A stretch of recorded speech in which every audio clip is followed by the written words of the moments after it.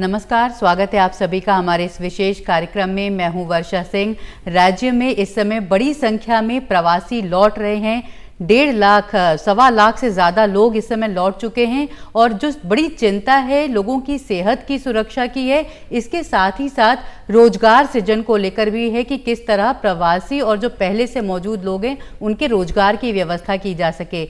तो ये जो कहावत है कि पहाड़ का पानी और पहाड़ की जवानी उसके काम नहीं आता, इस कहावत को कैसे उल्टा जा सके, पहाड़ के युवा यहाँ के बंजर खेतों की तकदीर बदल सकें। कोरोना ने इस मुश्किल समय में हमें ये अवसर भी दिया है। तो राज्य में रोजगार सृजन और कौशल विकास को लेकर किस तरह राज्य सरकार काम कर रही है, इसी मुद्दे पर आज हम बातचीत करेंगे। हमारे साथ स्टूडियो में मौजूद है राज्य के कैबिनेट मंत्री डॉक्टर हरक सिंह रावत। तो डॉक्टर रावत, बहुत बहुत स्वागत है आपका हमारे इस कार्यक्रम में। जी। और इसके साथ ही ये एक फोन इन कार्यक्रम है। अगर आपके भी कोई सवाल हो, अगर आप कुछ पूछना चाहते हो डॉक्टर हरक सिंह रावत जी से, तो आप सीधे हमारे स्टूडियो में कॉल कर सकते हैं। हमारे फ़ोन नंबर आपके टीवी स्क्रीन पर भी फ्लैश करेंगे। हमारे नंबर हैं 7579428047।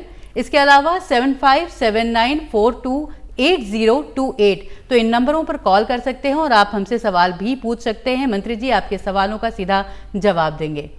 तो चलिए हम ये बातचीत की शुरुआत करते हैं। तो अभी तक जो हम कहते थे कि विकास का पहिया महानगरों की ओर घूमता है, कोरोना के समय में ये पहिया वापस गांव की ओर लौट रहा है और ये कह सकते हैं कि हमें एक मौका मिला है ग्रामीण अर्थव्यवस्था को मजबूत बनाने का। ये समय है कि किस तरह हम ग्रामीण अर्थव्यवस्था के लिए काम कर सकें। बिल्कुल, मैं वर्षा सिंह जी, मैं आपकी इस बात से सहमत हूँ कि जहाँ इस महामारी ने पूरी दुनिया को, उत्तराखंड को बड़ी पीड़ा दी है, वही कहीं ना कहीं जो हमारे गांव बिल्कुल खाली हो गए थे, वीरान हो गए थे, खेत बंजर हो गए थे, कहीं ना कहीं फिर चहल पहल हो रही है। जिन लोगों ने अपना गांव छोड़ दिया था, कहीं ना कहीं उनको आज अपने गांव की याद आ रही है। आज कहीं ना कहीं लोगों को लग रहा है कि हमारा ये इस पहाड़ से अधिक अच्छा, हमारे गांव से अच्छा, हमारे घर से अच्छा कोई दूसरी जगह हमारे लिए नहीं हो सकती है। तो कहीं ना कहीं इंसान को प्रकृति ने सोचने के लिए व्यवस्थित कर दिया है एक छोटे से वायरस ने। और इस समय लगभग 1,40,000, तो इसी समय जब हमने दोबारा, पहले भी काफ़ी लोग आए, जैसे उदाहरण के लिए पौड़ी जनपद में लॉकडाउन से पहले 12,265 लोग आए थे और इस तरह पूरे प्रदेश के अंदर इस समय 1,40,000 लोग आ चुके हैं। 3 लाख से अधिक रजिस्ट्रेशन हमारे पास हैं जो देश के कोने कोने से आना चाहते हैं, विदेशों से आना चाहते हैं, अपने घर लौटना चाहते हैं।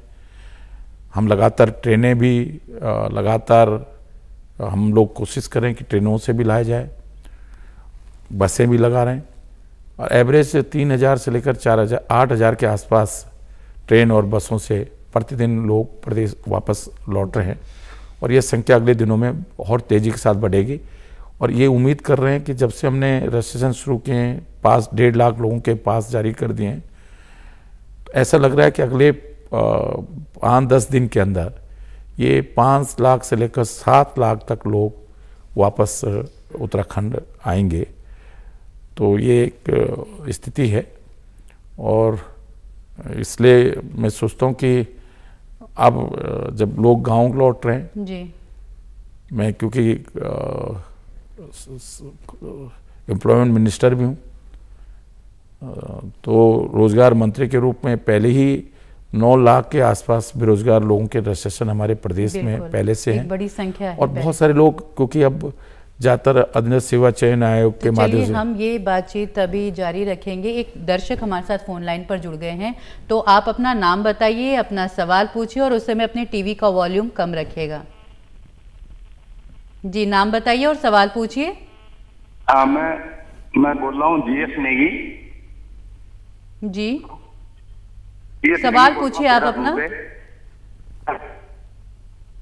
सवाल मेरा ये है कि अभी तक उत्तराखंड में इतनी सरकारें आई हैं 2000 के बाद से, अभी तक रोजगार के लिए, युवाओं के लिए क्या योगदान था?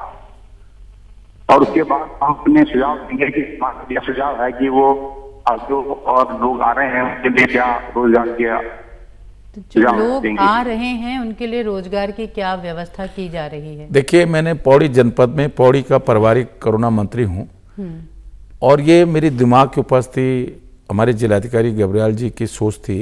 हमने मिलकर एक परफॉर्मा तैयार किया जी।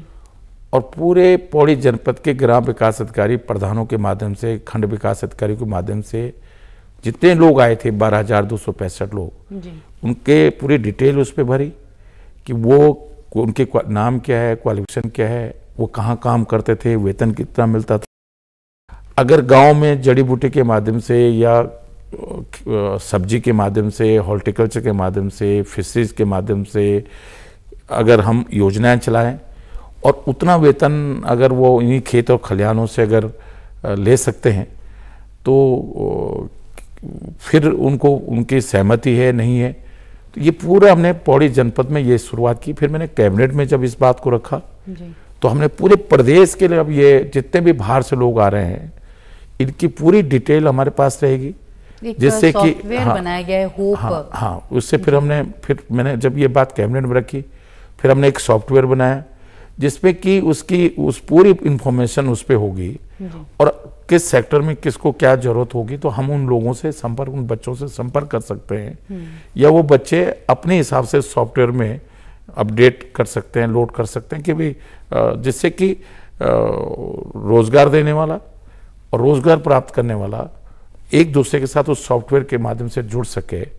या जो हमारी कृषि विभाग की, हॉर्टिकल्चर की, कौशल विकास की, वन पर्यावरण, या जो हमारे तमाम डेयरी उद्योग है, जितने भी हमारे विभाग हैं या इंडस्ट्री है हमारी, उनकी क्या रिक्वायरमेंट है उसके हिसाब से या हमारी क्या योजनाएं हैं वो उसमें हम अपडेट करेंगे, जिससे कि संबंधित लोग अपना उससे वो क्या कर सकते हैं उसका वो फायदा उठा सकते हैं। और मैं सोचता हूँ कि ये प्रयोग देखिए आज इंसान को जमीन पे ले आए, एक छोटा सा अदृश्य वायरस सबको जमीन पे ले आया। खाना इंसान को अनाज है, फल फ्रूट है, सब्जी खानी है, बहुत हमारी आवश्यकता ही इतनी है। जो हम लंबी उड़ान भर रहे थे, इसने कहीं ना कहीं हमको सोचने व्यस्त किया है कि बेटा तुमने गांव छोड़ दिया, इस जमीन को छोड़ दिया। और सही मायने में तो हमारा उत्तराखंड, मैं आज आपको बताऊं, मैं पिछली सरकार में कृषि मंत्री रहा, ऑर्गेनिक खेती को हमने बढ़ावा दिया और पूरे देश और दुनिया में जिस मंडुए को हम मोटा अनाज के रूप में, जिस झंगोरे को हम मोटे अनाज के रूप में, जिस गैद की दाल को हम बहुत ज़्यादा महत्व नहीं देते थे, आज पूरे देश और दुनिया में उसकी डिमांड बढ़ी है। क्योंकि शुगर के पेशेंट को गैद की दाल, मंडुए की रोटी सबसे अधिक अच्छी लगती है। लोग ऑर्गेनिक चीज़ों की तरफ आगे बढ़ रहे हैं। और इसलिए मैं कह रहा हूँ बाय डिफॉल्टर कि हमारे पर्वत क्षेत्र में सिंचाई के साधन उतरे नहीं है, केमिकल यूज नहीं होता, तो वैसे भी हम लोग पहाड़ में चाहे फल हो, सब्जियां हो, खेती हो, हमारी ऑर्गेनिक खेती है। और ऑर्गेनिक की अगर चावल, नॉर्मल चावल है चाहे बासमती चावल है, उसकी कीमत अगर 40 रुपए किलो है, वही ऑर्गेनिक होगी तो उसकी कीमत मार्केट में 150 रुपए किलो होगी। ऐसी गेहूं है अगर ऑर्गेनिक है तो उसकी कीमत, आटे की कीमत 4 गुना ज्यादा होगी। तो मैं इसलिए कह रहा हूं कि, और मैं इस बात को जब ये कह रहा हूं आपके बीच में और आज पूरे प्रदेश के लोगों से जब ये बात कह रहा हूं, तो मैं केवल भाषण के लिए नहीं कह रहा हूं, केवल दूरदर्शन पे एक इंटरव्यू नहीं दे रहा हूं। मैं ये प्रयोग आज से 4 साल पहले जब मैं हॉर्टिकल्चर एग्रीकल्चर मिनिस्टर थे, मैं अपने गाँव गया, मैंने देखा मेरे खेत बन जा रहे हैं, मेरे पूरे गाँव के खेत बन जा रहे हैं। अब मैंने सोचा कि मैं गाँव के लोगों से कहूँ कि भाई तुम खेती बंजर क्यों कर रखी, तो कहेंगे तुम्हारे खेत भी तो बन जा रहे हैं। फिर मैंने सोचा कि मैं रोज आ नहीं सकता खेती करने के लिए, तो मैंने उस हाइट में, जब मेरे हाइट में आंवला होता था, आम होता था, मैंने आंवले के 4 पेड़ लगाए और इस बार पहली फसल दी है आंवले ने जी। और 20 कुंटल आंवला निकला मेरा। मैंने 20 कुंटल आंवला कौथिक मुंबई भी भिजवाया, जहाँ जहाँ मेले होते हैं उसका अचार बना के, मुरब्बा बना के बेचा और लगभग 2 लाख रुपए का हमारे आंवले का अचार बिका है।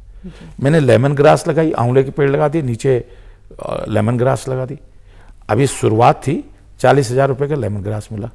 अभी 2 दिन पहले सिर्फ 5 पेड़ मेरे आड़ू के थे जी। तो 3500 का आड़ू बिका। मैंने जो फूल मालाएं लोग मुझे पहनाते हैं, मैं वो मालाएं अपने गांव में जाके जब कभी गांव जाता था ऐसे बिखेर देता था, तो फूल हुए। अभी श्रीनगर में बैकुंठ चतुर्दशी का मेला था तो हमने 18,000 के फूल बेचे। और मैंने अभी 3 लड़कों को उसी खेती से माली का काम दे रहा हूँ, 6,000 रुपये महीना उनको देता हूँ। अभी मैंने मिर्च लगवाई है, मैंने तो मतलब टमाटर लगाया है, से बहुत गुंजाइश है, मैंने टमाटर लगाया है, मैंने 2 कुंटल अरबी लगाई है अभी अपने खेत में। को हम अभी आगे बढ़ाएंगे, हम एक फोन कॉल ले लेते हैं। जी जी। तो जी जरूर अपना नाम बताइए और अपना सवाल पूछिए। हेलो जी, नाम बताइए। विद्यादत्त पेटवाल। जी, अपना सवाल पूछिए। कहाँ से बात कर रहे हैं आप? मैं टीवी जाखिरदार ब्लॉक से। जी, सवाल पूछिए अपना। Skill development. स्किल डेवलपमेंट में क्या है आपका सवाल? हम चाहते हैं इस समय जो रोजगार बेरोजगार घर आ गए और जो स्कूल बंद पड़ के सड़ गए हैं, उन स्कूलों में स्किल डेवलपमेंट के सेंटर शुरू कर दिए जाएं। ये हमारी सरकार ने इसके लिए अलग से देखिए, स्किल डेवलपमेंट पहले प्रधानमंत्री कौशल विकास योजना हमारी चल रही थी जी। हमने लक्ष्य रखा था 2020 तक हम 1 लाख लोगों को स्किल करेंगे, और उसमें सारे कोर्स और राज्य कौशल विकास से भी हमने और विश्व वर्ल्ड बैंक से भी हमको कौशल विकास के लिए, और हमारे टेक्सटाइल मिनिस्ट्री से भी हमको 25,000 लोगों को कौशल विकास के काम मिला था। लेकिन अचानक लोग इस वायरस के कारण, लॉकडाउन होने के कारण हमारे सेंटर तो बंद हो गए। लेकिन अभी हमने कैबिनेट में ये विषय लाए हैं कि उत्तराखंड एग्रीकल्चर, हर्बल, जड़ी बूटियाँ, कृषि, उद्यान और डेयरी, या जो पर्वतीय क्षेत्र में जंगल से जुड़ी हुई लकड़ी और छोटे छोटे से बांस का फर्नीचर है, रिंगाल की टोकरियाँ हैं, तो इस तरह के काम को बढ़ावा देने के लिए, उसके ट्रेनिंग देने के लिए हमने एक पूरी योजना बनाई है। और उस सारी योजनाओं को, कृषि विभाग की योजना हो, चाहे कौशल विकास की योजना हो, चाहे डेयरी की योजना हो, चाहे जलागम की हो, उन सारी योजनाओं को ये जो प्रदेश के बेरोजगार नौजवान हैं और जो बाहर से प्रदेश के नौजवान लौट के आ रहे हैं, इन सब के लिए हम कार्य योजना बना रहे हैं।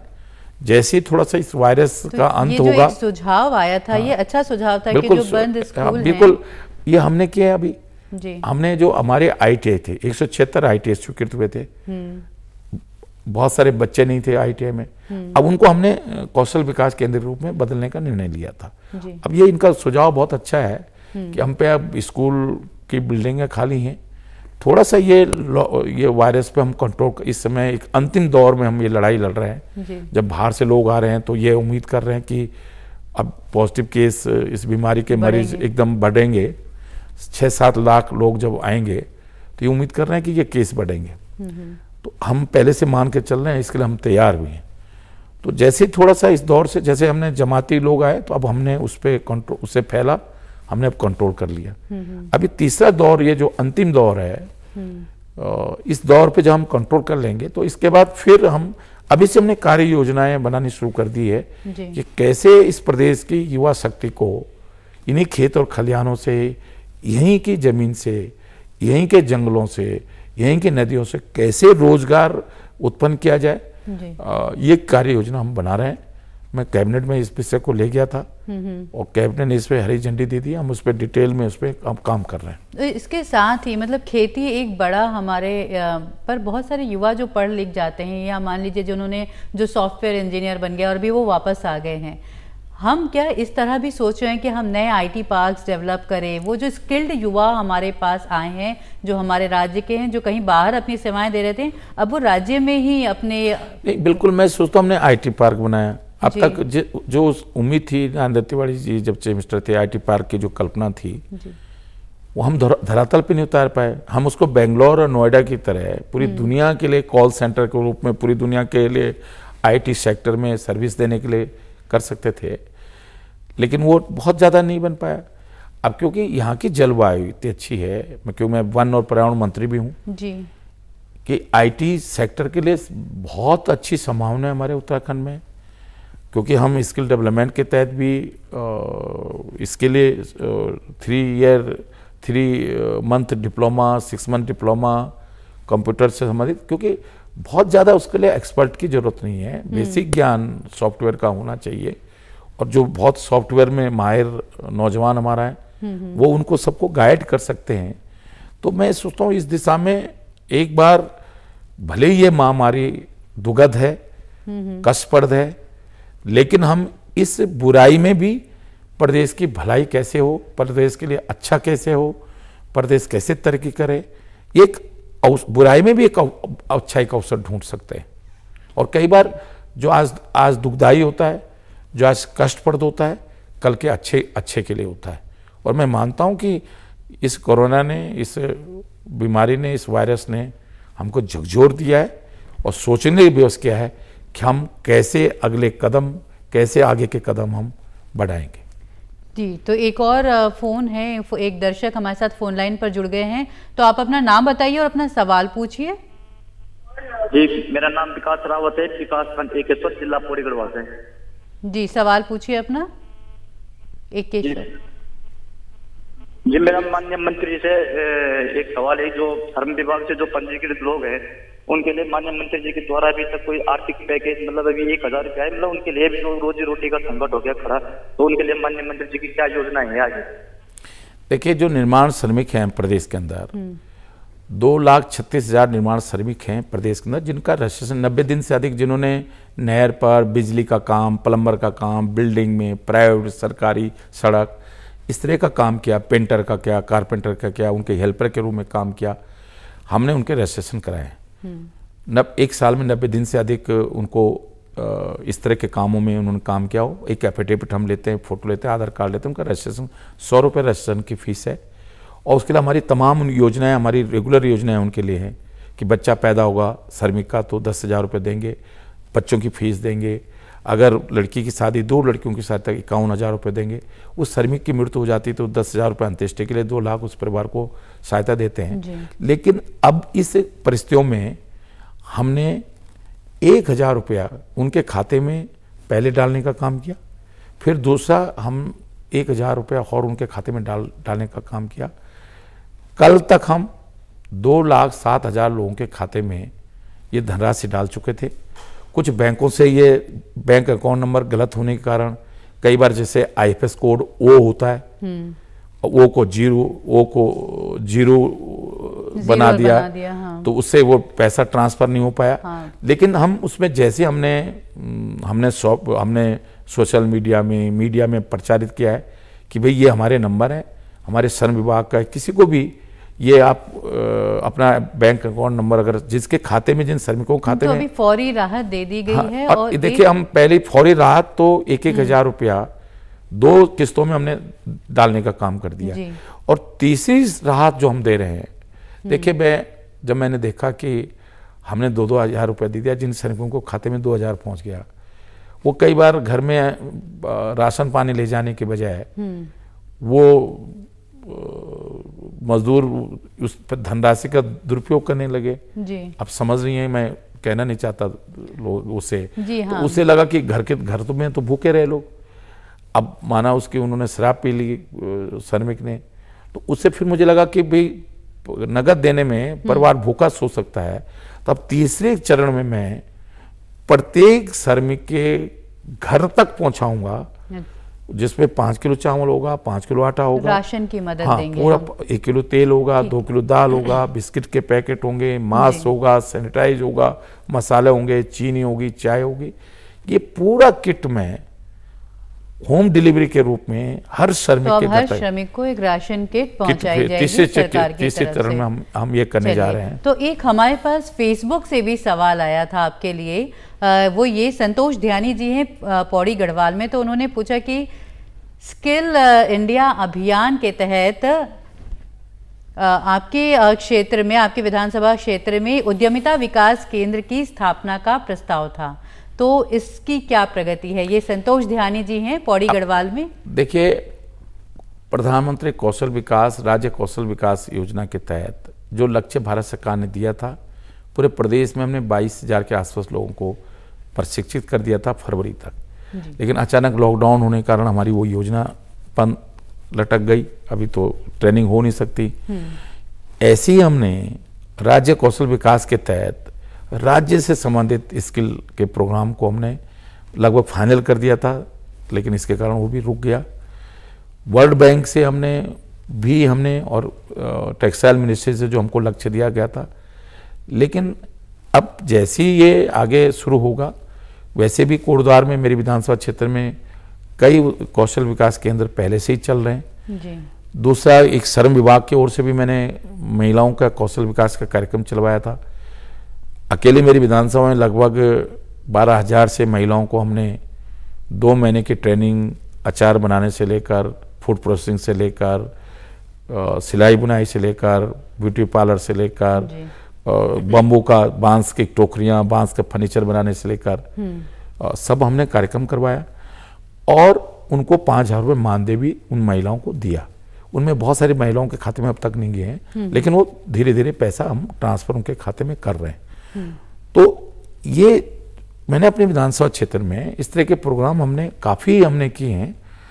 अब ये ठीक है कि भाई सरकार की एक स्थिति होती है। एक और सवाल हमारे पास फेसबुक पर ही आया है, जो भीमताल से है, पूरन ब्रिजवासी हैं, सामाजिक कार्यकर्ता। तो उन्होंने जो सवाल पूछा है वो भीमताल के बंद पड़े औद्योगिक घाटी क्षेत्र सिडकुल को लेकर है कि वहां पर जो औद्योगिक इकाइयां थी, रोजगार के सृजन को लेकर के जो वहां पर सिडकुल की जमीन है और भवन है वो खंडहर की तरह हैं, और जबकि वो एक बड़ी उम्मीद थी वहां के आसपास के लोगों के लिए रोजगार को लेकर। मैं इस बात से सहमत हूँ उनकी, ब्रिजवासी जी की, क्योंकि उत्तर प्रदेश के समय में भीमताल में इंडस्ट्री एरिया घोषित किया गया, सिडकुल का स्थापना हुई, और ये बात सच है कि वो एक पहाड़ के अंदर, नैनीताल जिले के अंदर है। मैं कई बार गया हूँ। ये उम्मीद थी कि वो इंडस्ट्री एरिया के रूप में डेवलप होगा और लोगों को रोजगार भी मिलेगा। शुरू में कुछ इंडस्ट्री वहाँ आई भी, उन्होंने फायदा लिया और धीरे धीरे वो वहाँ से खिसक गई। अब क्योंकि इसको नए इंडस्ट्री एरिया को नए डेवलप करने के लिए अब हमारी सरकार इस समय, देखिए, अगर हम बहुत बड़ी हैवी इंडस्ट्री वहाँ नहीं लगा सकते जी। अब हम सारा फोकस हमारा एग्रो बेस्ड इंडस्ट्री को लेकर है। जैसे ऑर्गेनिक प्रोडक्ट होगा, उसकी पैकिंग करना, उसको वो करना, प्रोसेसिंग करना, जड़ी बूटियां पैदा पहाड़ में हुई और उसको प्रोसेसिंग करना जी। गुलाब पैदा किया, उसको प्रोसेस करना। तो अब हम इस तरह की इंडस्ट्री को वहाँ प्रोत्साहित कर सकते हैं, और इसके लिए हमने आयुष के तहत भी बहुत सारा पैकेज हमने दिया है। उद्योग विभाग की ओर से भी हमने बहुत सारी इंडस्ट्री को इसका बड़ा पैकेज दिया है। तो क्या हम माने कि मतलब भीमताल बिल्कुल, मैं सोचता हूँ, रिवाइव करने का देखिए, काम मैं आज आपको बताऊँ जी, इस कोरोना के कारण अब हमारी ऐसी इंडस्ट्री, भीमताल जैसी छोटी जगह की इंडस्ट्री जी, और विशेषकर कॉस्मेटिक, विशेष करके हर्बल, जो आयुर्वेदिक दवाइयाँ से संबंधित इतना, देखिए, आगा जो भविष्य है, देखिए, मैं जो मुझे दिखाई दे रहा है आयुर्वेद का, मेडिकल साइंस का, बिल्कुल, और एग्रो का, एग्रीकल्चर इंडस्ट्री का, ये 2 भविष्य हैं। और इन दोनों भविष्य में, क्योंकि हमारे यहाँ जड़ी बूटियां भी हैं, और जो कोरोना का संकट है उसमें भी ये समझ में आया कि जो आयुष क्षेत्र है वो बहुत अहम है। किस तरह से लोग अब सेहत की चिंता करेंगे, अपना इम्यून सिस्टम बेहतर करने की बात, तो आयुष जो है यहाँ रोजगार का एक बड़ा जरिया हो सकता है। देखिए, हमने अभी रिस्कुल जो हमारी फार्मेसी है जी, 4 करोड़ रुपए के हमने, ये तो बिक्री के लिए नहीं, हमने एक काढ़ा का पैकेट बनाया जिसमें 7 जड़ी बूटियां मिली हुई हैं। आज हमने उसको लॉन्च किया, मुख्यमंत्री ने, अभी मैं मंत्रिमंडल की मीटिंग में हमने उसको लॉन्च किया जी। और हमने जो इस कोरोना की लड़ाई फ्रंट पे लड़ रहे हैं, चाहे वो पत्रकार हैं, चाहे वो पुलिस के लोग हैं, चाहे चिकित्सक हैं, मैं खुद दून मेडिकल कॉलेज में जाकर दिया, चाहे हमारे नगर निगम, नगर पालिकाओं के पर्यावरण मित्र हैं, उनको मैंने स्वयं देहरादून नगर निगम, कोटद्वार नगर निगम में स्वयं जाके वो काढ़े के पैकेट दिया है। और आप विश्वास करेंगे नहीं करेंगे, गवर्नर का मुझको कल 2 दिन पहले टेलीफोन आया कि भाई आपका ये काढ़ा तो बहुत अच्छा है, एकदम रिलैक्स मिल रहा है। और हमने जिसको दिया लोगों ने ये महसूस किया कि कुछ खांसी जुकाम भी था किसी को, उस आयुर्वेदिक काढ़े को पीने के बाद 2 कप पीने, एक दिन में और एक शाम को, और उससे आपके इम्यूनिटी सिस्टम, आपका जो है बीमारी से लड़ने की जो क्षमता है जी, अपने आप में आपके अंदर स्फूर्ति आ जाएगी। और ये भी कि जो हमारा ये हम कह सकते हैं कि हमारी शक्ति है, हिमालयन शक्ति है एक तरह की, जो जड़ी बूटियां औषधियां हैं, तो हम कैसे इनको ग्लोबल मार्केट से कनेक्ट कर सके, वो हम कर सकते हैं। तो बिल्कुल, मैं सोचता हूँ कि कई बार जब जगो तभी सवेरा है जी, हम खुद नहीं जग रहे थे, लेकिन आज एक वायरस ने पूरी दुनिया को जगाया और आज हमें भी जगा दिया। मैं वन पर्यावरण मंत्री हूँ। देखिए, नमामि गंगे प्रोग्राम, भारत सरकार के प्रोग्राम, इतने प्रोग्राम पर्यावरण को लेकर चल रहे थे। इस बातचीत को हम आगे बढ़ाते हैं, एक फोन कॉल ले लेते हैं। जी जी। तो जी, अपना नाम बताइए और सवाल पूछिए। हेलो, टीवी का वॉल्यूम कम रखिए जिससे हम आपकी बात सुन सकेंगे और आप हमारी। इसके बाद अपना नाम बताइए और अपना सवाल पूछिए। मेरा नाम वैद्य सत्येंद्र सेमवाल है जी, कहाँ से बात कर रहे हैं? सत्येंद्र सेमवाल, पौड़ी गढ़वाल, थलीसैंण जी, सवाल पूछिए। से बोल रहा हूँ। माननीय मंत्री जी से मेरा ये प्रश्न है कि मेरा जड़ी बूटियों में विशेष डिप्लोमा और सर्टिफिकेट कोर्स है HAPPRC श्रीनगर विश्वविद्यालय से, high altitude medicinal aromatic plantation जी, और जहां मैं रहता हूं थलीसैंण की हाइट वन विभाग क्षेत्र में ज्यादा आता है और अधिक जड़ी बूटियां भी इसी क्षेत्र में पाई जाती हैं, हाई एल्टीट्यूड की जी। लेकिन वन विभाग द्वारा रेड डाटा के अंतर्गत हम कोई भी वन औषधियां वहां से दोहन नहीं कर सकते। नहीं, तो मैं ये समस्या है। और दूसरा ये है कि हम अपने क्षेत्र में जैसे छोटे छोटे संजीवनी ग्रामों की स्थापना करना चाहते हैं, तो इसके लिए क्या गाइडलाइन होगी? देखिए, ये वर्षों से अपने किचन गार्डन में जैसे नाग केसर कई जड़ी बूटियां मैं अपने खेतों में उगाता हूं, तो मैं अपने वैद्यों में अपने उपचार करता हूं, उनसे अपने पेशेंटों का उपचार करता हूं औषधियों से। देखिए, मैं व्यापक रूप से इस कार्यक्रम जी, को करना ठीक है, चाहता हूं हम कि अब सर ये मेरा मार्गदर्शन करें कि कैसे हो पाएगा। जी, देखिए सेमवाल जी, मैं आपकी बात से बिल्कुल सहमत हूं कि अब तक जंगलों से जो जड़ी बूटियां दोहन सब तो अच्छा नहीं है, लेकिन उसका निकासी करने का कोई व्यवस्था नहीं थी। इवन कि जो सबसे महंगी जड़ी है, जो हिमालयन क्षेत्र में विशेषकर जहां बर्फ गिरती है वहां मिलती है, कीड़ा जड़ी, जिसका इंटरनेशनल मार्केट बहुत बड़ा मार्केट है। अब तक वो उत्तराखंड से ब्लैक होता था। हमारे किसान जो हिमालय में पूरा समय लगा के निकालते, उनको बहुत कम दाम मिलता था। वही कीड़ा जड़ी चाइना मार्केट में जाकर बहुत महंगी बिकती थी, लाखों रुपए की बिकती थी। पहली बार पिछले वर्ष में कैबिनेट में ले गया और हमने विधिवत अब परमिट देने का निर्णय इस कीड़ा जड़ी के लिए बनाया है। और अब मैं सुबोध उनियाल जी के साथ, कृषि मंत्री के साथ, क्योंकि हॉर्टिकल्चर जो जड़ी बूटी विभाग उसमें और हॉर्टिकल्चर के साथ है, हमने प्लान किया है और हम अब प्रदेश कैबिनेट में ले जा रहे हैं, क्योंकि जो खेतों में जड़ी बूटियां पैदा कर रहे हैं उसके लिए एक मार्केट की व्यवस्था, उसके लिए पूरा कैसे प्रोसेस हो, जैसे सेमवाल जी ने कहा, क्योंकि इन्होंने ऑटोमेटिक में काम किया और ये भी कह रहे कि जंगल में है, तो वो जो हाँ, तो मैंने जायका एक प्रोजेक्ट है जापान गवर्नमेंट का, हमारा 600 करोड़ का, उसमें 700-750 वन पंचायतें हमने इसमें जोड़ी हैं। पौड़ी जिले में जयरीखाल ब्लॉक और पावों ब्लॉक है। इसी तरह हर जनपद में 2-3 ब्लॉक उसमें हमने उस प्रोजेक्ट के तहत लिए। तो उन वन पंचायतों के माध्यम से भी हम लोगों की आजीविका बढ़ाने के लिए ये जड़ी बूटियों का पैदा करने का हमारा योजना है और हम इस समय काम कर रहे हैं। बाकी जो ब्लॉक हैं, बाकी प्रदेश के जो ब्लॉक हैं जहाँ जायका प्रोजेक्ट की स्कीम नहीं चल रही है, उनमें हम कैंपा के तहत, अभी 2 दिन पहले माननीय वन पर्यावरण मंत्री जावड़ेकर जी का फोन आया था कि उन्होंने हमारा 200 करोड़ के आसपास का इस वर्ष का कैंपा से हमारा स्वीकृतियां उन्होंने जारी कर दी है।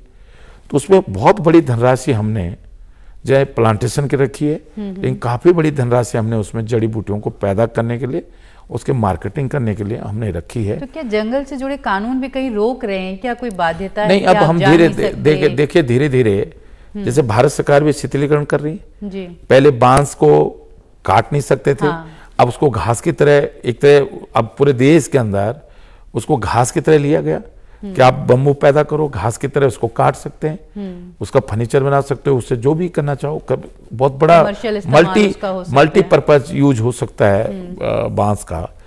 इसी तरह हम अब मैं सोचता हूँ कि जो जंगलों में होने वाली जड़ी बूटियां हैं उनका हम अपने खेत खलिहानों में भी पैदा कर सकते हैं, और उनको जड़ी बूटियों को हम अगर जंगल में है तो धोन के बजाय उसका विकास करके जो वन पंचायतों के माध्यम से पूरे प्रदेश के अंदर 12,500 वन पंचायतें हैं।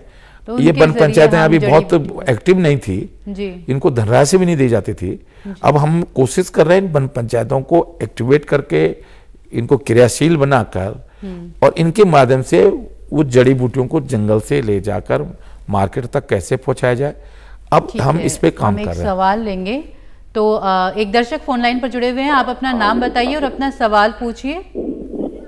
हाँ जी, मैं चंदन सिंह नेगी बोल रहा हूँ जी, टेरी गढ़वाल जौनपुर से। जी, अपना सवाल पूछिए चंदन जी। सवाल ये पूछ रहा हूँ मैडम जी, नमस्कार। जी नमस्कार। मंत्री जी को भी नमस्कार। जी सवाल पूछिए आप अपना। सवाल ये पूछ रहा हूँ जी, मैं आलू लगा रखे हमने 4,000 रुपए के हिसाब से कट्टा। इतने बंदर है, इतने ये सुअर हो रखे हैं, इनका तो कोई इलाज है नहीं। सरकार बोल रही गाँव में करो करो, क्या करें? जंगली जानवरों की जो समस्या, देखिए मैं जानवर बंदर हो गए, लंगूर हो गए, जंगली तो मतलब खेतों में यहाँ पे जो बड़ी समस्या है वो जंगली जानवर। देखिए मैं माननीय नेगी जी की बात से सहमत हूँ, और इस बात को लेकर माननीय मुख्यमंत्री जी, मेरी कृषि मंत्री सुबोध उनियाल जी की बहुत बार मैं अपने अधिकारियों से भी चर्चा किया है। हिमाचल ने बंदरों को मारने का प्रयोग किया था लेकिन वो भी सक्सेस नहीं हुआ। सुअर को मारने का तो हमने अनुमति देते हैं, और पहले रेंजर देता था, अब हमने बिल्कुल इजी गोइंग पे फॉरेस्ट गार्ड भी दे सकता है, या कई बार आप सुअर मार भी लो, बाद में परमिशन आपको मिल जाएगी। तो उसके लिए तो इजी गोइंग हमने कर लिया है। जहाँ तक बंदरों का सवाल है, क्योंकि ये देवभूमि है, यहाँ बंदरों को लोग हनुमान जी की तरह पूजा करते हैं। अब ऐसी स्थिति में एक बड़ा कोई हिंदू बंदर को मारेगा नहीं। हिंदू की तकनीक के जरिए अब नहीं, देखिए जो तकनीक है बहुत महंगी है जी। हमने बंदरों को पकड़ने का योजना बनाई, एक बंदर को पकड़ने के 300 से 400 रुपया, और वो मथुरा से लोग आते हैं। कई बार उन्होंने 100 बंदर पकड़े। हम चिड़ियापुर में हमने रेस्क्यू सेंटर बनाया, हमने भीमताल में भवाली में रेस्क्यू सेंटर बनाया है, नैनीताल में, इस तरह हमने अल्मोड़ा में बनाया है। अब उन बंदरों को जब हम पकड़ के ले जाते हैं, उनकी नसबंदी करते हैं, तो उसमें केवल फीमेल की नहीं कर सकते। ये वाइल्ड लाइफ इंस्टीट्यूट का, नेशनल वाइल्ड लाइफ का एक बड़ा सख्त नियम है इसमें कि आप फीमेल की नहीं कर सकते, बच्चों को नहीं कर सकते। अब 100 बंदर में से मुश्किल से जो है, अब हमने पिछले 1-2 साल के अंदर लगभग 14,000 बंदर पकड़े। अब उसमें से मुश्किल से 2,000 की भी हम नसबंदी नहीं कर पाए, क्योंकि वो जो गाइडलाइंस है। अब देखिए इसके लिए मैं बहुत चिंतित हूँ इन बंदरों के लिए। अब दूसरा मैंने एक नियम निकाला, सोलर सिस्टम जैसी तकनीक्स हैं। नहीं, वो बंदर इतने, मैंने, अब आप मेरे साथ चलना जी। मैंने अपने यहाँ सहसपुर में मेरा बगीचा था, मैंने वो सिस्टम अपनाया, फेंसिंग। और मुझे लगता था कि मैं कृषि मंत्री के रूप में सब जगह भाषण देता था कि आप अपने 3 फीट तक दीवार लगाओ, फिर वायर फेंसिंग करो, और उसके बाद नुकीले तार लगाओ। और एक दिन मेरे खेत बंदर घुसे थे, तो मैंने अपने कर्मचारियों को डांटा कि ये बंदर कैसे आ गए। तुमने हिमाचल में ये समस्या नहीं है तो नहीं, हिमाचल देखिए, हिमाचल में बंदरों की संख्या कम है, हिमाचल में टाइगर की संख्या कम है, हिमाचल में एलिफेंट की संख्या कम है, क्योंकि पूरी दुनिया की सबसे ज्यादा जैव विविधता उत्तराखंड में, और ये हमारी ताकत भी है। बिल्कुल, आज 28% जैव विविधता उत्तराखंड की है। भारत की 2.5 गुना जैव विविधता अपने क्षेत्रफल के हिसाब से। मतलब ये जो समस्या है, यही वजह कि लोगों ने खेती छोड़ी और उनके खेत देखिए, लेकिन मैं देखिए, मैं आपको बताऊं, मैं नेगी जी से कह रहा हूं, मेरे गांव में बंदर है जी। अब मैंने आंवला लगाया, आंवले को ना बंदर खाता ना बच्चा खाता। मैंने लेमन ग्रास लगाया है। मैंने कहा 40,000 की लेमन ग्रास स्विच करना होगा ऐसे फसलों की ओर कि अब मैंने भी कृषि मंत्री के रूप में मैंने देखा कि बंदर खा रहे हैं। लेकिन वो जो आलू टमाटर हैं वो भी अब देखिए एक चीज सुनिए, मैं बता रहा हूँ ये बंदरों की संख्या क्यों हुई। 2 कारण है, मैं आज आपको बता रहा हूँ। 1.5 लाख के आसपास, थोड़ा कम ज्यादा हो सकते हैं, लगभग 1.5 लाख बंदर हैं हमारे प्रदेश के अंदर जो गणना हुई है। अच्छा। अब समस्या क्या है कि लोगों ने खेती छोड़ दी। अब पहले पूरी की पूरी सारी, हमारे यहाँ पहाड़ में कहते हैं सारी है, तो सब खेत आबाद होते थे। इधर सारी भी थी, उधर भी सारी थी, इस गांव में थे। तो बंदर अगर कुछ नुकसान करते, थोड़ा इसका नुकसान होता था, थोड़ा उसका नुकसान होता था, बीच की खेती बची रहती थी। अब जब सारे गांव के लोगों ने खेती छोड़ दी, सारे गांवों ने छोड़ दी, अब हुआ क्या कि बीच में किसी के 4 खेत बो रखे हैं, तो अब सारे बंदर उसी पे आके टूट पड़ते हैं। दूसरा एक और कारण हुआ कि ये जो हमने सड़कों के नजदीक बड़े दयावान बनकर, मैं तो कई बार डांट दिया कि गाड़ी रोक कर हम उनको केले खिला रहे हैं। अब उनको आदत पड़ गई सड़क पे आके खाने की। अब वो जंगल में मेहनत नहीं करना चाहता। दूसरा हमने मिक्स, देखिए मैं अब ये प्रयोग कर रहा हूं, मैं वन मंत्री बनते हुए मैंने सबसे पहले ये निर्णय लिया कि जंगल में हम केवल यूकेलिप्टस के पेड़ नहीं लगाएंगे, केवल हम साल के पेड़ नहीं लगाएंगे, केवल हम शीशम के पेड़ नहीं लगाएंगे, हम मिक्स प्लांटेशन करेंगे जिसमें फलदार पौधे भी लगाएंगे। अब जंगल में अगर आप फलदार पौधे नहीं होंगे तो बंदर को खाने के लिए नहीं मिलेगा। अगर उसके लिए हमने क्या किया कि हमने उसके जंगल में घुसकर, जंगली जानवरों के घर में घुसकर हमने उनको उनके रहने लायक ही नहीं छोड़ा। वो इसलिए फिर वो सड़कों पे आते हैं, इसलिए वो उस पे आते हैं। तो लेकिन हम इसके लिए रास्ता निकाल रहे हैं बंदरों के लिए, बंदर बाड़े बना रहे हैं। कोटद्वार में मैं रेस्क्यू सेंटर बना रहा हूँ, ढेला जो रामनगर के पास वहाँ रेस्क्यू सेंटर बना रहा हूँ। 25 डॉक्टरों के पद जो पशु चिकित्सक हैं उसके पदों के सृजन की पत्रावली वन विभाग में चल रही है, जिससे इस बंदरों की समस्या के लिए। और मैं एक और प्रयोग कर रहा हूँ जो मैंने अभी मन बनाया है कि मैं जंगल के अंदर हनुमान जी का मंदिर बनाऊंगा और लोगों से कहूंगा भैया जो भी दान करना है या तो अंदर जाके देके आओ 2 किलोमीटर जंगल के अंदर, या आप रसीद काटो, हम उन जंगलों को जंगल में ही भोजन उपलब्ध कराने की व्यवस्था करेंगे, तो फिर खेत और खलिहानों में नहीं आएंगे। ठीक है, तो लोगों की आस्था का आस्था हो जाएगी और जब बंदरों को भी भोजन मिल जाएगा और खेतों को नुकसान भी नहीं होगा। चलिए, एक और दर्शक हमारे साथ फोन लाइन पर जुड़े हुए हैं, आप भी अपना सवाल पूछिए, अपना नाम बताइए। जी, मेरा नाम विक्रम सिंह रावत है, मैं पौड़ी गढ़वाल पोखड़ा ब्लॉक से बोल रहा हूँ। सवाल पूछिए। पौड़ी गढ़वाल पोखड़ा ब्लॉक से पूछता हूँ। मेरा सवाल ये है कि मंत्री महोदय बैठे हुए हैं, हाँ, मैं सवाल ये पूछना चाहता हूँ कि वो पहाड़ की स्थिति अच्छी तरह जानते हैं। पहाड़ पलायन हो रहा है, किस कारण हो रहा है? आदमी का एक खेत इधर है, एक खेत 2 मील दूर है, अगल बगल की जमीन सब खेत छोड़ दिए, तो आदमी कैसे खेती करेगा? मैं देखिए, तो आप ये बताइए कि चकबंदी कब करवा रहे हैं आप लोग पहाड़ों में? विक्रम, हमने जब जमीन मिल जाएगी तभी तो हम कुछ कर पाएंगे। तो एक चकबंदी की बात है। विक्रम जी, मुझे कहते हुए बड़ी खुशी हो रही है। विक्रम जी आज ही ये सवाल किया है क्योंकि मैं तिवारी जी के साथ राजस्व मंत्री रहा। उस समय से चकबंदी के लिए मैं कोशिश कर रहा था, पहले स्वैच्छिक चकबंदी के लिए कोशिश कर रहा था, मैं बहुत सफल नहीं हो पाया राजस्व मंत्री के रूप में। जब विजय बहुगुणा जी चीफ मिनिस्टर बने, मैं कृषि मंत्री बना, तो मैंने विजय बहुगुणा जी चीफ मिनिस्टर को ये कहा, क्योंकि कलजीखाल में गणेश गरीब जी ने, उत्तरकाशी में जो केदार सिंह रावत जी विधायक, उनके बड़े भाई अब इस दुनिया में नहीं है, राजेंद्र सिंह रावत ने अपने गांव में चकबंदी किया था और बड़ा सफल प्रयोग था। मैंने उन दोनों लोगों को कृषि मंत्री के रूप में प्रदेश के अंदर कमेटी बनाई। विजय बहुगुणा जी पहले तैयार नहीं थे, बाद में वो तैयार हो गए। मैंने इस प्रोग्राम को आगे बढ़ाया। फिर हरीश रावत जी जब चीफ मिनिस्टर बने, उनको लगा कि मैं चकबंदी की बहुत वकालत कर रहा हूँ, तो उन्होंने चकबंदी एक मंत्रालय अलग बनाकर मुझको उसका मंत्री बनाया। और मैंने केदार सिंह रावत जी को, जो इस समय एमएलए हैं यमुनोत्री से, उनको उसका चेयरमैन बनाया। और जिस दिन हमने कांग्रेस छोड़ी थी 18 मार्च को, उस दिन मैंने चकबंदी का जो कानून था वो पास विधानसभा से करवा दिया था, क्योंकि फिर हम सरकार में नहीं रहे। जब ये सरकार आई तो पिछले 3 साल से मैं कोशिश कर रहा हूं कि जो चकबंदी का कानून मैंने 18 मार्च 2016 को विधानसभा से पास कराया था, उसको क्रियान्वयन किया जाए। और मुझे आपके माध्यम से, आपके चैनल के माध्यम से कहते हुए खुशी हो रही है कि आज जब कैबिनेट हुई है तो आज चकबंदी का कानून, उसकी नियमावली आज ही पास हो गई है। ये एक बड़ी बात और मैं सोचता हूं कि अब उत्तराखंड में पर्वतीय क्षेत्र में चकबंदी, पहले कोशिश होगी स्वेच्छा से, ग्राम सभा में 50% लोग अगर लिख के दे देंगे कि हमारे गांव में चकबंदी की जाए, तो फिर वो चकबंदी कानून नियमावली बन गई है।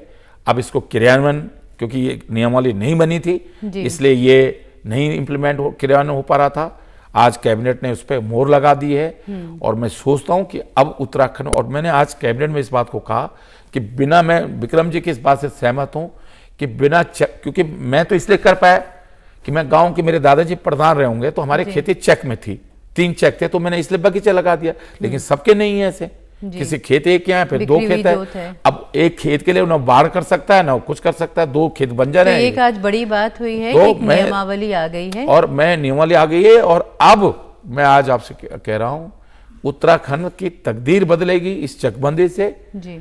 और ये एक तरह से उत्तराखंड की अर्थव्यवस्था के लिए, उत्तराखंड के रोजगार के लिए एक बहुत बड़ा क्रांतिकारी कदम ये होगा जी। चलिए, और एक केंद्र सरकार भी जो एक पैकेज लेकर आई है अर्थव्यवस्था को रिवाइव करने के लिए, उत्तराखंड को भी निश्चित तौर पर बहुत उम्मीद है। हम बिल्कुल, देखिए, मैं जैसे चकबंदी होगी जी, और उसके साथ हमने जो भारत सरकार की 20 लाख करोड़ की पूरे देश के लिए योजना है हमारे प्रदेश के अंदर, उसमें कृषि के उद्यान, रेशम, जड़ी बूटियां, कॉस्मेटिक, ये जो ऑटोमेटिक हम कहते हैं सुगंधदार चीजें हैं जी। इन सारी चीजों को, इसको हम सारे जोड़कर उन गांवों को प्राथमिकता देंगे जो गांव चकबंदी करेगा। उसमें सामुदायिक भवन भी खुलेगा, हॉस्पिटल भी खुलेगा।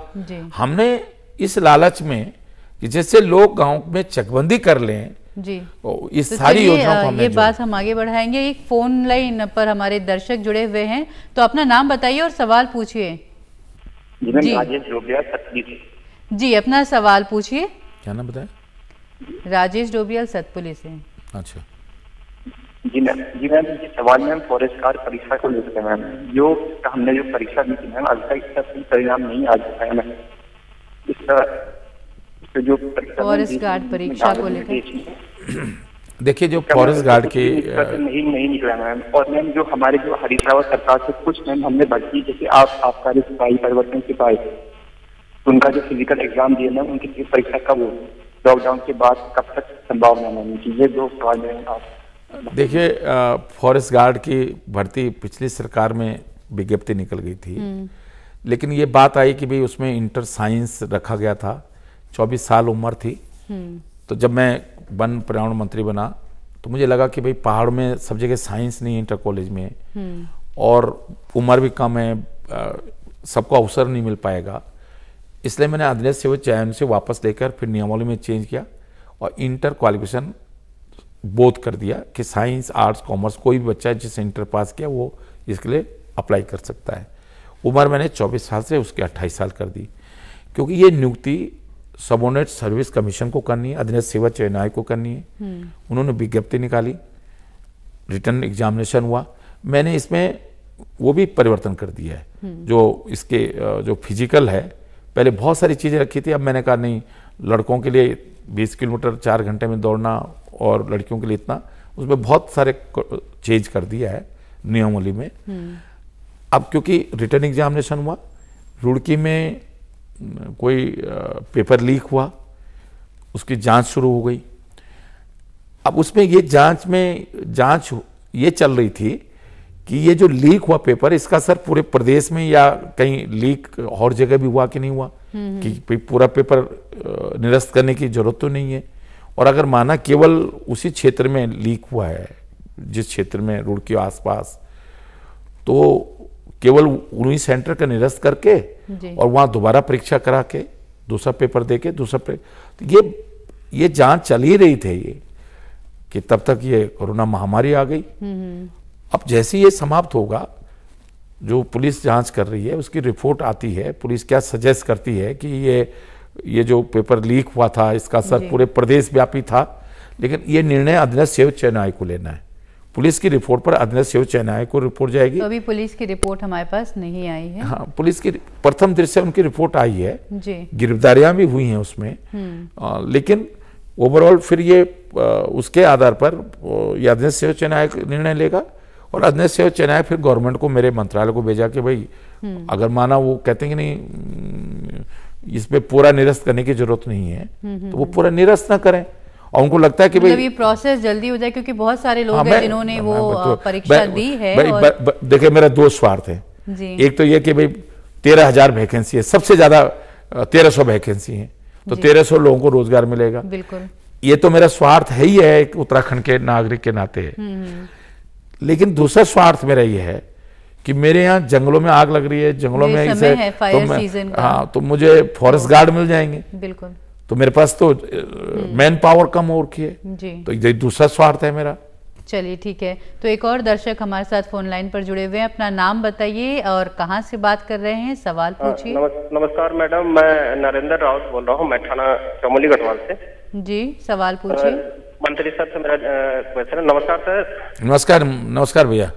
सर मेरा क्वेश्चन ये है कि अभी पहाड़ों पे डेवलपमेंट के नाम पे जो बड़े बड़े हमारे शेरे थे, जैसे मलेथा हो गया या गौचर हो गया, नगरासो, ऐसे शेरे अब लगभग मतलब खत्म हो रहे हैं सर, विकास के नाम पे। चाहे होटल बना दिया, चाहे हमारा रेलवे स्टेशन बन रहा है, तो सर ये अभी जैसे रोड बन रहा है NH का, तो अगर कोई पेड़ कटेगा तो इतने पेड़ लगाए जाते हैं जंगल में।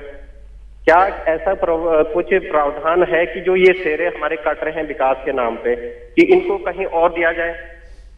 कुछ ऐसा नियमावली है सर, या मतलब जैसे अब मैंने सुना कि सैकोट जो है हमारे पास ही है, जो वहां पर भी रेलवे स्टेशन बनने का प्रोविजन है, तो जो अच्छे जहां पे हमारे अनाज होते थे वो आज लगभग मतलब अगर ये विकास के भेंट चढ़ जाएंगे, तो क्या उन्हें कुछ ऐसा दिया जाएगा रोजगार के लिए, कोई कहीं अन्य जगहों में जहां से वो लोग अनाज उगा सके या अपना जीवन यापन कर सके? देखिए, एक तो मैं ये बात से सहमत हूँ कि अब कर्णप्रयाग रेलवे लाइन जा रही है और ये बात सच्चाई है। जैसे उन्होंने मलेथा का जिक्र किया, गौचर का जिक्र का भी बहुत अच्छा धान होता था, गेहूं होता था। अब क्योंकि वहाँ रेलवे स्टेशन बन रहा है, वहाँ NH के कारण सड़क चौड़ी हुई तो उसमें भी कुछ खेत चले गए। ये बात तो सच है, आधी बात ये भी सच है, लेकिन आधी बात ये भी सच है कि मैंने मलेथा की खेती को खुद देखा, गौचर खेती को देखा। बहुत लंबे समय से लोगों ने धीरे धीरे खेती भी करनी कम कर दी थी। लेकिन मैं इसलिए ये कह रहा हूं कि जो पेड़ कटते हैं वो कैंपा में जो 2600 करोड़ जो पहले भारत सरकार पे था, जो मैं लड़ झगड़ के भारत सरकार से प्रदेश में ले आया हूं, जिसमें हर वर्ष जिसके ब्याज से हमको 200-250 करोड़ रुपए ब्याज मिलता है 2600 करोड़ का, और उसको हम 200 करोड़ रुपए को उत्तराखंड में जड़ी बूटियां, प्लांटेशन, वनीकरण, यहाँ के लोगों के रोजगार का बढ़ाना, फायर के लिए इको पार्क बनाना, उस पर खर्च करते हैं। तो अगर कहीं पेड़ कटते हैं तो उसके 10 गुना पेड़ हम दूसरी जगह लगाते हैं। और इसलिए तो पिछले 10 साल में हमारे प्रदेश के अंदर हमारा, आपको लगता होगा कि जंगल घट रहा है, जंगल बढ़ा है। जंगल बढ़ा है, इसलिए बढ़ा है कि पहले जहां बंजर था, जहां जंगल नहीं था, वहां हमने जंगल लगा दिया। तो जंगल उत्तराखंड में ओवरऑल अगर आप देखेंगे तो जंगल घटा नहीं है, जंगल बढ़ा है।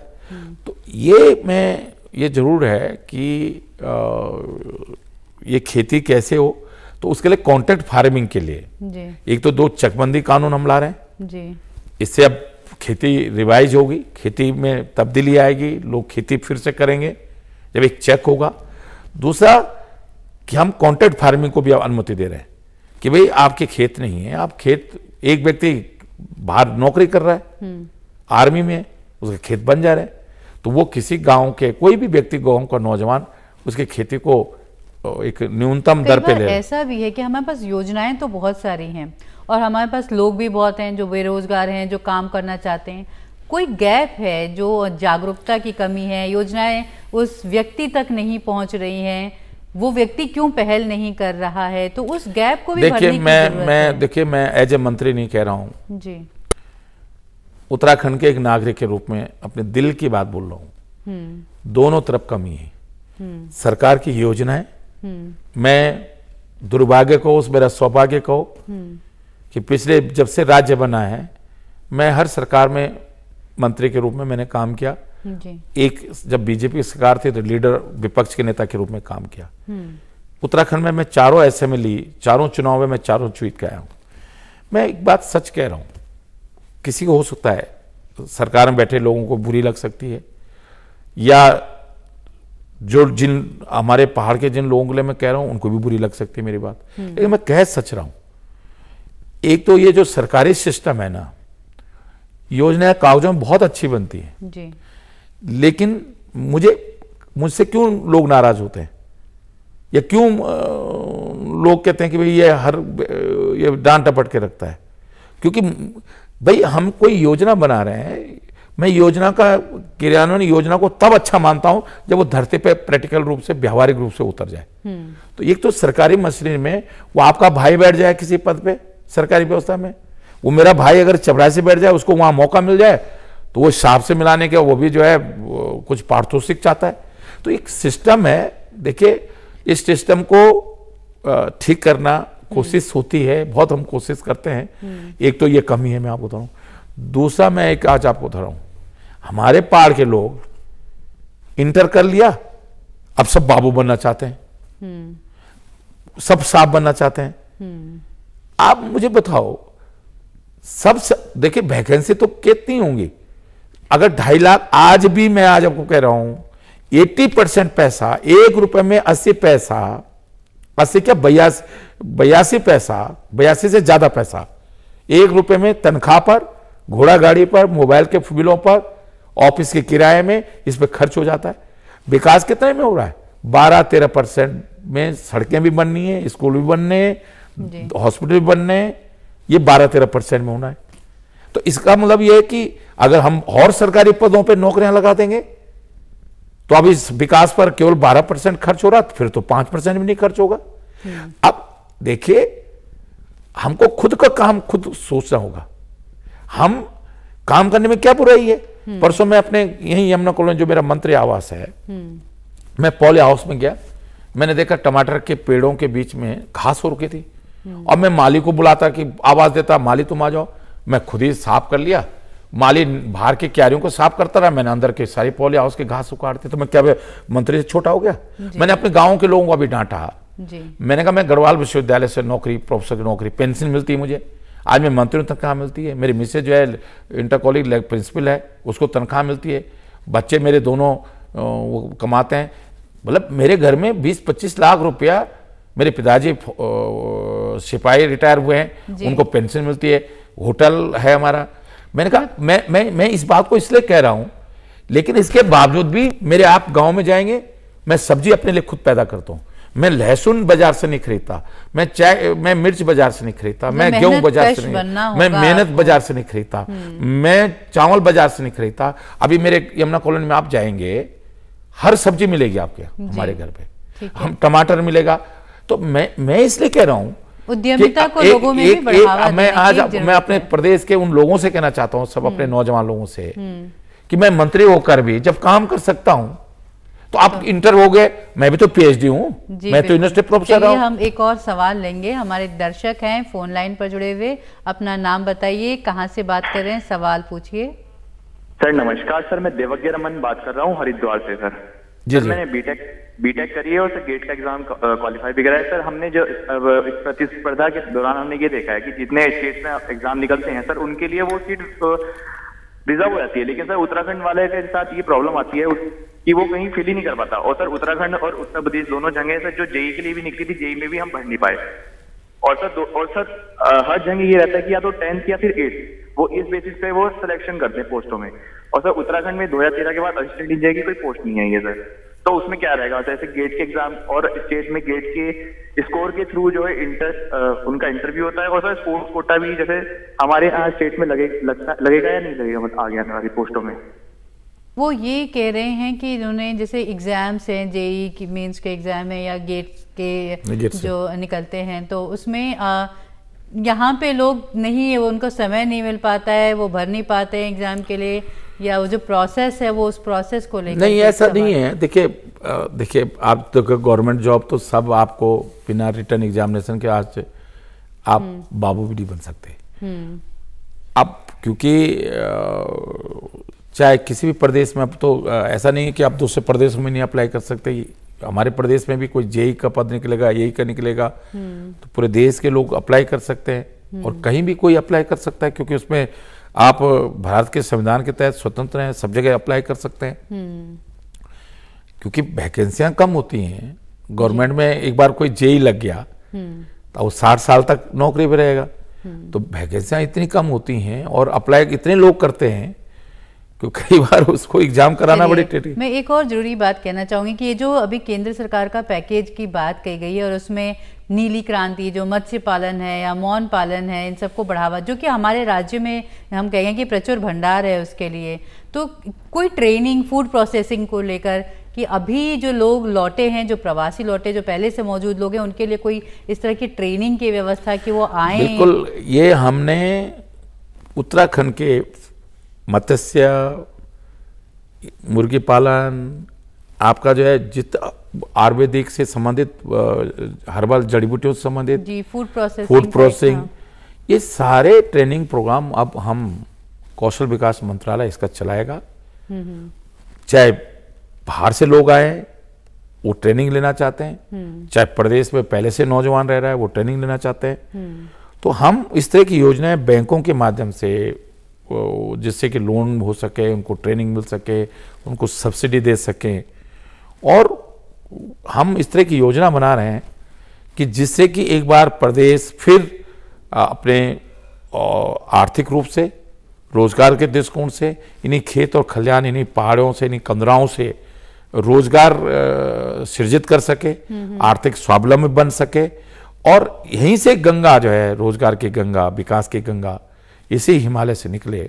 इससे कि हम योजना बना रहे हैं, लेकिन केवल योजना, मैं फिर कह रहा हूं, केवल योजना बनाने से नहीं होगा, योजना हम बना रहे हैं, लेकिन इसमें हमारे तमाम नौजवानों को, और मुझे लगता है कि इस बार, क्योंकि जब चंडीगढ़ से, बेंगलोर से, हैदराबाद से, बंबई से हम नौजवान जो फंसे हुए थे, नौजवान, बैंकों की भी बहुत अहम भूमिका होगी लोनिंग के लिए इस समय कि लोग स्वरोजगार अगर शुरू करना चाहें तो इस समय। नहीं, बिल्कुल, बैंक तो बिल्कुल कोऑपरेट करने के लिए तैयार हैं, और गारंटी के रूप में सरकार गारंटी देगी।